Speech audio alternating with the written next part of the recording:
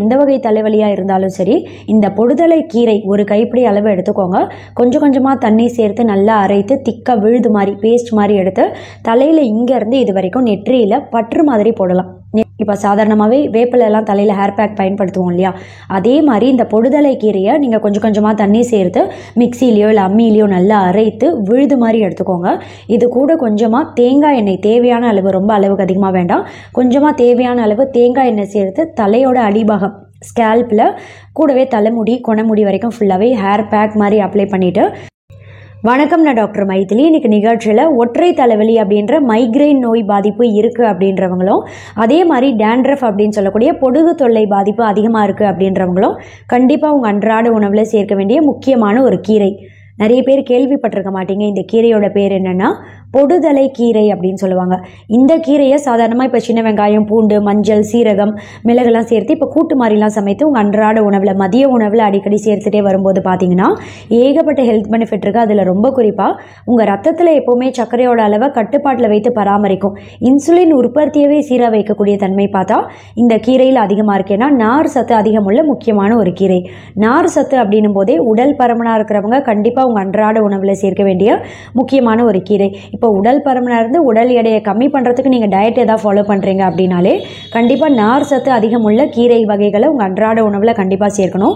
ஏதோ ஒரு வகை கீரை உங்கள் மதிய உணவில் கட்டாயம் இருக்கணும் அப்படின்றத டயட் கவுன்சிலிங்கில் எல்லா பேஷண்ட்டுக்கும் நான் சொல்லுவேன். அதுலேயும் இந்த பொடுதலை கீரையில் இருக்கக்கூடிய நார் சத்து அப்படின்றது இயற்கையாகவே கெட்ட கொழுப்பை வெளியேற்றம் செய்யும், அதே சமயம் கெட்ட கழிவுகளையும் வெளியேற்றம் செய்யும். இதனால் பார்த்தீங்கன்னா உடல் எடை சீக்கிரமே ஆரோக்கியமான முறையில் கம்மி பண்ணுறதுக்கு ரொம்ப ரொம்ப உதவியாக இருக்கிறதோட மட்டும் கிடையாது, ஆன்டி ஆக்சிடென்ட் சத்துக்கள் அதிக அளவில் இருக்கக்கூடிய முக்கியமான ஒரு கீரை அப்படின்ற காரணத்தினால புற்றுநோய் செல்லோட வளர்ச்சியவே நம்ம உடம்புல ஏற்படக்கூடிய வாய்ப்பை கம்மி பண்ணிடும்.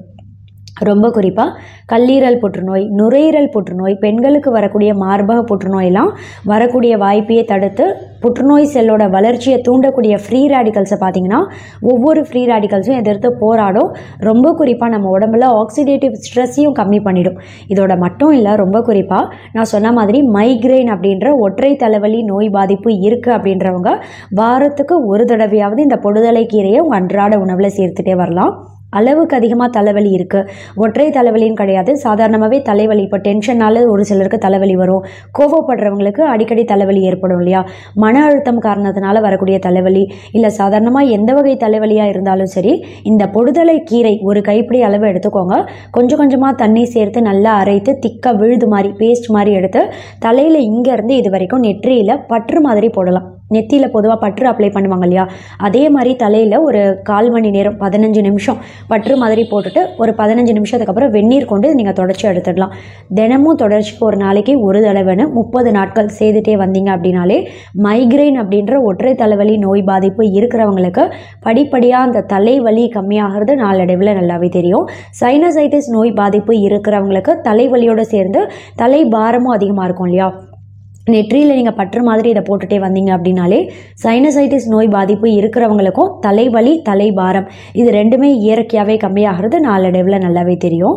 இதோட மட்டும் இல்லை, பொடுகு தொல்லை அப்படின்ற டேண்ட்ரஃப் பாதிப்பு இருக்க அளவுக்கு அதிகமாக அப்படின்றவங்க பொடுதலை கீரையை எக்ஸ்டர்னல் அப்ளிகேஷனாக பயன்படுத்தலாம், தலையில் ஹேர் பேக் மாதிரி பயன்படுத்தலாம். இப்போ சாதாரணமாகவே வேப்பிலெல்லாம் தலையில் ஹேர் பேக் பயன்படுத்துவோம் இல்லையா, அதே மாதிரி இந்த பொடுதலை கீரையை நீங்கள் கொஞ்சம் கொஞ்சமாக தண்ணி சேர்த்து மிக்சிலேயோ இல்லை அம்மியிலையோ நல்லா அரைத்து விழுது மாதிரி எடுத்துக்கோங்க.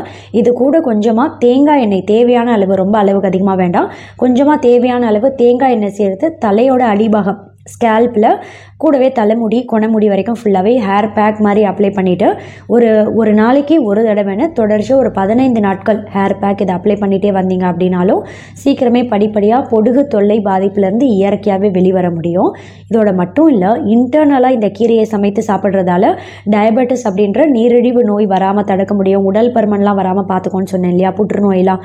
அதே மாதிரி பெண்களுக்கு ரொம்ப குறிப்பாக பார்த்தீங்கன்னா லியூகோரியா அப்படின்னு சொல்லக்கூடிய வெள்ளைப்படுதல், ஒயிட் டிஸ்சார்ஜ் பாதிப்புலேருந்து இயற்கையாகவே வெளிவரத்துக்கு இந்த கீரை அப்படின்றது ரொம்ப ரொம்ப உதவியாக இருக்கும்.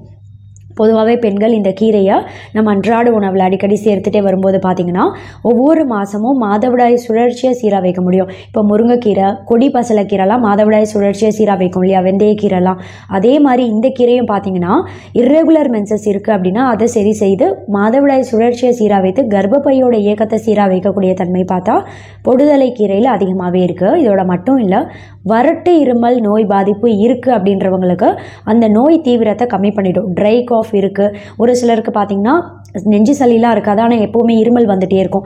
இது மாதிரியான பாதிப்புலேருந்து சீக்கிரமே வெளிவரத்துக்கும் இந்த பொடுதலை கீரை அப்படின்றது ரொம்ப ரொம்ப உதவியாக இருக்கும். இதனால் பொடுதலை கீரை கிடைத்தது அப்படின்னா நான் சொன்ன மாதிரி மைக்ரைன் பாதிப்பு இருக்கிறவங்க நெற்றியில் பற்று மாதிரி போடலாம்.